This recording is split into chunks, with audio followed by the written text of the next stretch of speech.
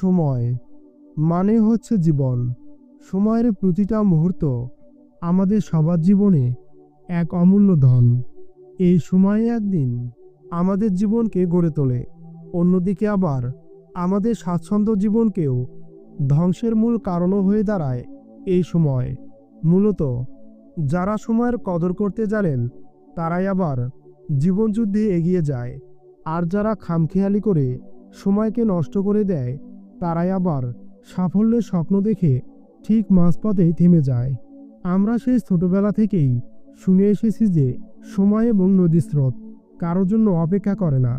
এটি কেবলমাত্র একটি আমাদের জীবনের প্রবাদ নয়, বরং এই সময় আমাদের জীবনের কঠিন এক বাস্তবতা। আজ কিংবা এখন যে সময়কে তুমি অবহেলা করে যাচ্ছ, এমনকি কাল সেটাই তোমার জীবনের সবচেয়ে বড় আফসোসের কারণ হয়ে দাঁড়াতে পারে। তুমি সফল মানুষদের জীবনের দিকে একটু তাকাও। তারা প্রতিদিনের প্রতিটা মুহূর্তকেই কাজে লাগায়। তারা জানেন কখন তাদের কি করতে হয় এবং কোন সময়টা তাদের জন্য সবচেয়ে বেশি গুরুত্বপূর্ণ। আর তাদের এই সময় সম্পর্কে সচেতনতাই তাদের জীবনে এনে দেয় সাফল্য কিংবা প্রশান্তি। যে সময় চলে যায় তা আর কখনোই ফিরে আসে না, তাই সে আমাদের জীবনের প্রতিটা মুহূর্তে আমাদের কাছে সুযোগ হয়ে সে বারবার ফিরে আসে।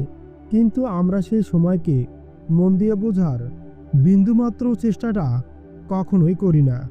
যদি আমরা কখনো সেই সুযোগকে চিনতে পারি এবং তার সঠিক সময়ের সদ্ব্যবহার করতে পারি, একমাত্র তাহলেই আমরা পারব আমরা আমাদের সঠিক গন্তব্যে পৌঁছে যেতে।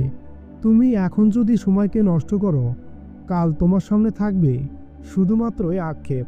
কিন্তু এখন থেকে যদি তুমি সময়কে কাজে লাগাও, তবে তুমি ভবিষ্যতে গর্ব করে বলতে পারবে, হ্যাঁ, আমি সময়ের সঠিক মূল্যটা বুঝেছিলাম।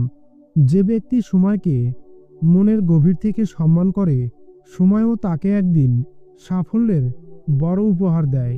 তুমি যদি প্রতিদিন একটি করে ভালো কাজ করো, সময় তোমাকেও এমন এক জায়গায় পৌঁছে দেবে যেখান থেকে তুমি গর্ব করে তুমি তোমার অতীতের দিকে তাকাবে। অলস সময় পার করার মানে হচ্ছে তুমি তোমার আত্মবিশ্বাসকে হারানোর প্রথম একটি ধাপ। তুমি যদি সময়কে জয় করতে চাও, তবে এখন থেকেই শুরু করো, এই মুহূর্ত থেকে। আর একটি কথা তুমি সবসময় মনে রেখো, আর তা হলো এখন কিংবা আজ তুমি যা করে যাচ্ছ সেটাই তোমার জীবনের আগামীকাল তৈরি করবে।